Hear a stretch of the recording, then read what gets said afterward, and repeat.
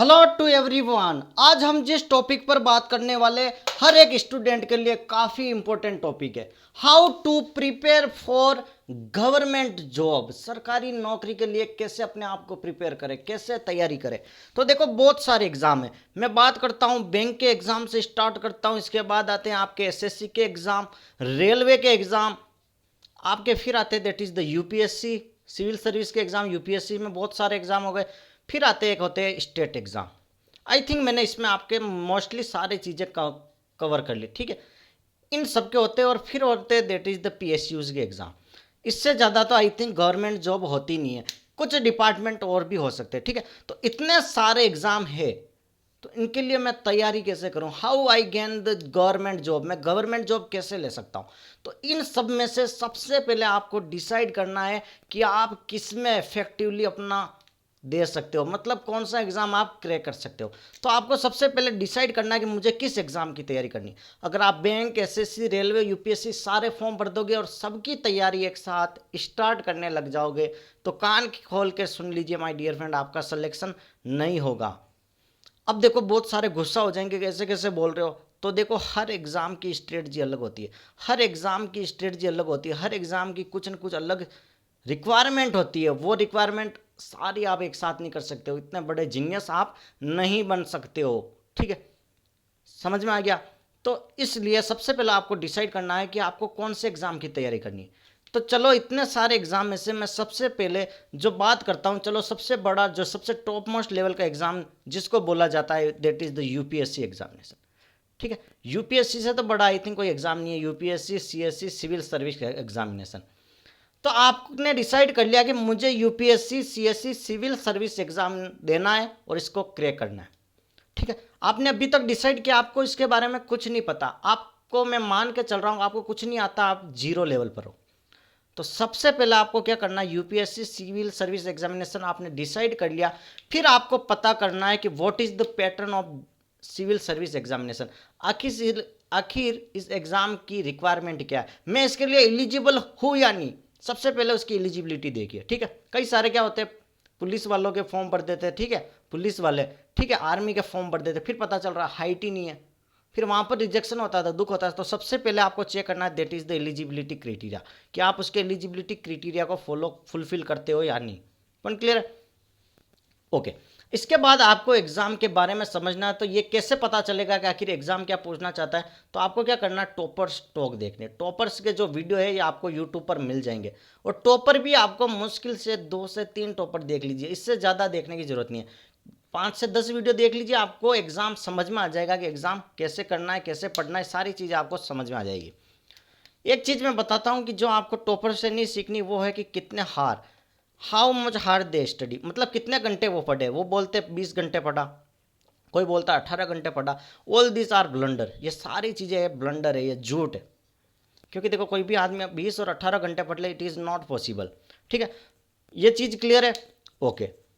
यहाँ तक क्लियर है। चलो इतना होने के बाद आपको क्या करना है, इतने वीडियो देख के आपको इसका पता चल गया होगा कि कौन कौन सी बुक्स आपको लानी है, ठीक है। आपको बुक लिस्ट एक पेपर पर नोट करनी है, ठीक है। इसके बाद आपको क्या करना है कि सिलेबस तैयार करना है कि इस एग्ज़ाम में क्या क्या पूछा जाता है। तो इसका सिलेबस डाउनलोड करके अपने सामने लगा दीजिए। अब बुक लिस्ट में आपको क्या करना है, जो रेफरेंस जो मोस्टली हर कोई पढ़ता है, जो सारे टीचर्स बताते हैं, सारे एक्सपर्ट बताते हैं, उन बुक को खरीद के ले आइए। हर सब्जेक्ट की 1 या 2 बुक, उससे ज़्यादा आपको नहीं खरीदनी है। जो रेफरेंस बुक है वो 1 बुक ही खरीदिए, ठीक है। जो बताते वही पढ़िए। फॉर एग्जांपल अगर पॉलिटी की बात करता हूँ, तो लक्ष्मीकांत से ज़्यादा कोई पढ़ने की एडवाइस देता ही नहीं है कि लक्ष्मीकांत में आपका ये एग्ज़ाम निकल जाएगा।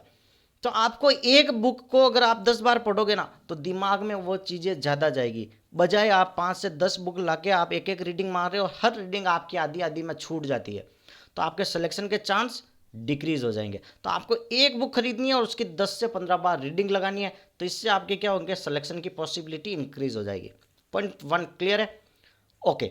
इसके बाद बेसिक्स से आपको तैयारी करनी है। सबसे पहले आपको बेसिक्स क्लियर करने हैं, ठीक है। फॉर एग्जांपल आपके सिविल सर्विस में कहते हैं कि एनसीईआरटी पढ़िए, क्योंकि एक बार एनसीईआरटी पढ़ लोगे ना, तो अपने आप खुद में कॉन्फिडेंस बिल्टअप हो जाएगा कि हाँ यार, this exam is for me, मैं इस एग्जाम को क्रैक कर लूँगा।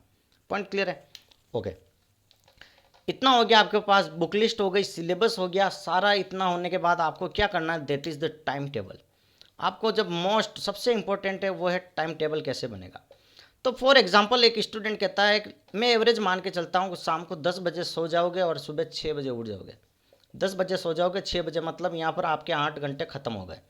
टोटल दिन में होते हैं 24 घंटे, इसमें से 8 चले गए तो आपके बचते हैं दैट इज़ द 16 हावर, 16 घंटे। और 16 घंटे में मान के चलता हूँ कि 4 घंटे आप खाएंगे पिएंगे घूमेंगे, तो आपके पास लगभग 12 घंटे बच जाते हैं। तो 12 घंटे आपको पढ़ने को मिलते हैं। तो अब इस 12 घंटे को मैं कैसे यूटिलाइज करूँ, how I can study, how I can completely utilise this 12 hour. इन 12 घंटों को मैं कैसे पढ़ सकता हूँ। सोचिए, अपने खुद के लेवल पर सोचिए। मैं बताता हूँ, उस चीज़ को नहीं फॉलो करना, आपको अपने हिसाब से तैयार करना कि मैं 12 घंटे का टाइम टेबल कैसे बनाऊँ।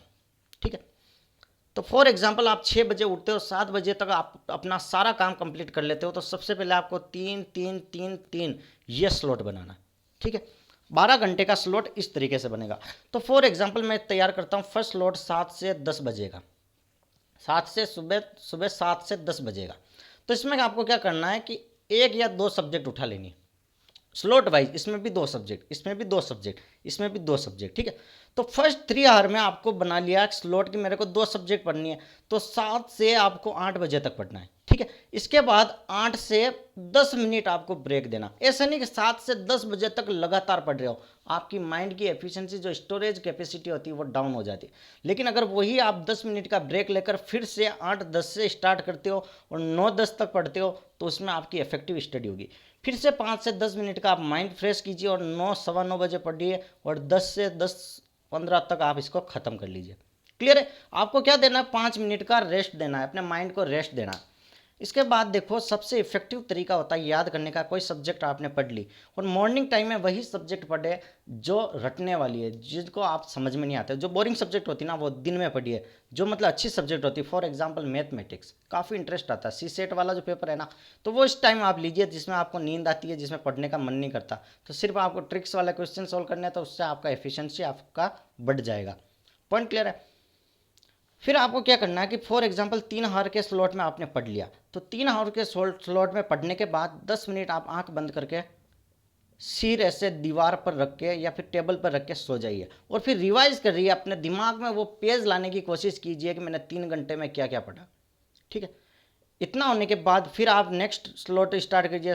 फॉर एग्जांपल आप 10 से 11 खाना खाओगे तो 11 बजे से स्टार्ट कर लीजिए। 11 से 2 बजे वाला स्लॉट मैंने जैसे बताया वैसे ही फिर से आप उन चीज़ों को रिवाइज कीजिए। ऐसे 12 घंटे अगर आप इफेक्टिव नहीं भी पढ़ पा रहे हो, 10 घंटे अगर डेली के पढ़ रहे हो, मोर देन सफिशिएंट है, आपका एग्जाम निकल जाएगा। लेकिन इस चीज़ में है जो सबसे important, that is the continuity. आपको कंटिन्यूटी तो बनानी पड़ेगी। कंटिन्यूटी मतलब आपको रेगुलर पढ़ना होगा। सोमवार मंडे से लेकर संडे तक, मंडे से लेकर संडे तक एक भी दिन ऐसा ना जाएगा आप ना पढ़ेंगे। और अगर आपने ये कंटिन्यूटी छोड़ दी तो आपके सिलेक्शन के चांसेस घट जाते हैं, क्योंकि अगर आपकी कंटिन्यूटी छूट जाती है तो फिर से फ्लो में आने में आपको टाइम लग जाता है। ठीक है, पॉइंट क्लियर है। इसके बाद आपको क्या करना है कि जो पढ़ते हो उसका संडे या सैटरडे के दिन फिक्स कर लेना कि जितने भी पिछले वीक में पढ़ा उसको रिवाइज करूंगा। ऐसे करते करते आपके 1 महीना पूरा हो गया। फॉर एग्जाम्पल 1 महीना आपका पूरा हो गया, तो पूरे 1 महीने का भी आपको रिवाइज लेना है। तो एक दिन वैसे भी डिसाइड करना कि ये जो भी एग्जाम है ना, गवर्नमेंट एग्जाम क्रैक करने का, वो सिर्फ डिपेंड करता है रिवाइज पर। और सेकंड थिंग है that is the previous year paper. Previous year paper को सोल्व कीजिए। कहीं से पर कोचिंग पे आपको बहुत सारे मटेरियल मिल जाएंगे, वहाँ से आप उनके पेपर सोल्व कीजिए, टेस्ट सीरीज दीजिए। और टेलीग्राम आजकल तो इतना अच्छा हो गया कि वहाँ पर हर एग्जाम का मटेरियल मिल जाता है। ठीक है, तो टेलीग्राम पे जाकर आप अपना स्टडी मटेरियल डाउनलोड करके अपने आप को वहाँ पर अपग्रेड कर दीजिए। ठीक है, तो इतने सारे स्ट्रेटजी अगर अपनी लाइफ में रखोगे ना, आपका एग्जाम 101% निकलेगा, ये मेरी गारंटी है। Thank you so much. और अगर आपने मेरा चैनल सब्सक्राइब नहीं किया है तो सब्सक्राइब करें, लाइक करें और शेयर जरूर करें। Thank you so much. जय हिंद, जय भारत।